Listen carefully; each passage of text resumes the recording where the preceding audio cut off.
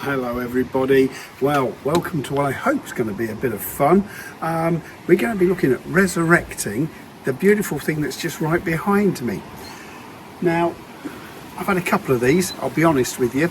I've known about this one for some time. It belongs to a guy that I work with, and I've been trying to buy it off him for the last couple of years, and he finally relented a couple of weeks back, and I think I just wore him down, to be truthful, because he didn't really want to sell it. But it's been parked up for, well, 2 years that I'm well aware of. On the surface, it actually looks not too bad at all, but the more we look at it, it's not quite the full story.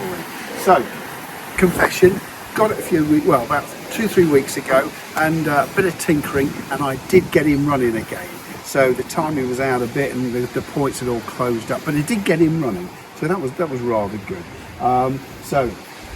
So a little look, bodywork wise, what are we faced with? Let's close this door too. So as you can see, that was hiding a bit of a multitude of sins. It's not that bad. It's not to a point where we need to cut out a panel and change it. One of the strange things is, here is really good. Now, normally they suffer quite badly there. A little tip, if you are looking to buy one of these yourself, always check the gutters at the top, because if they rot up there, they can do. There's a little hole in there, and if that blocks up, all the debris builds up, goes rotten, that's an absolute nightmare, because you're going to have a permanently leaky bus unless you're very careful. So we've got a bit of stuff down there that we need to look at. We've got some scuffs, marks, bits and pieces, literally everywhere you look. I'll let you go and have a quick look down the front end there, and you can see around the wheel arch and the bits and pieces like that. We'll come back to the inside in a second. Let's go around the other way. So, somewhere along the line, it's very similar, but you can see down here where that's new metal that's been let in, but it desperately needs painting. Something needs to do with it before that gets any worse. Again, we've got the doors, we've got the little bits and pieces, you know, where it's starting to go. If you come and have a look on the front, this was the bit that was exposed. So where she was parked up, he was parked up, I beg your pardon, was like a lean-to garage. So the front, however, was exposed, and that's quite apparent. You can see they're common for this, to be fair, but there's quite a few little bits and pieces, and it does leak, and it's making the inside of the dashboard all rusty as well. So one of the things we're going to have to do is pop this windscreen out, get that all sorted out, and get that back together again. So let's get a little look at the engine. It's running what we call a Type 4 2-litre engine.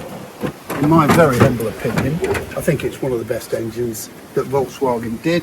So, as with all VWs, flat 4, air-cooled.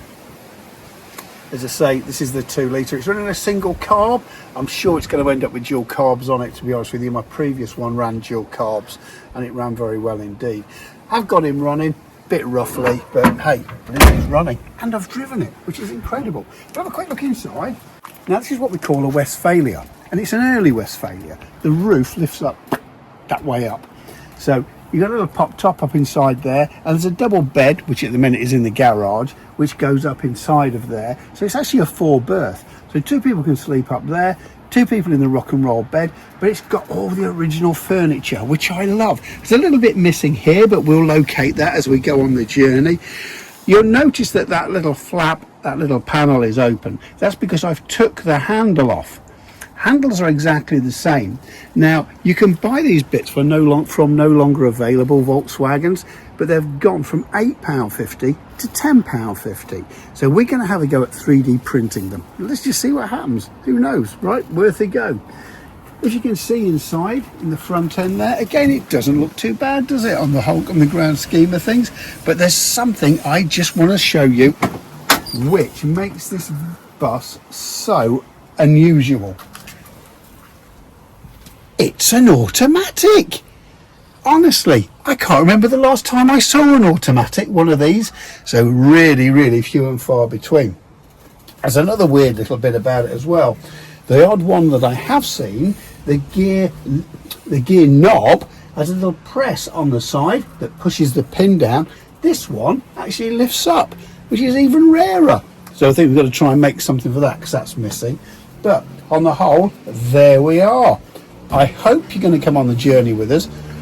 I'm sure it's going to be fun. I'm sure it's going to be expensive. I'm sure there's going to be tears along the way there. But hey, do you know what? We ain't got the earth and money. We're going to do the best we can. Let's have some fun.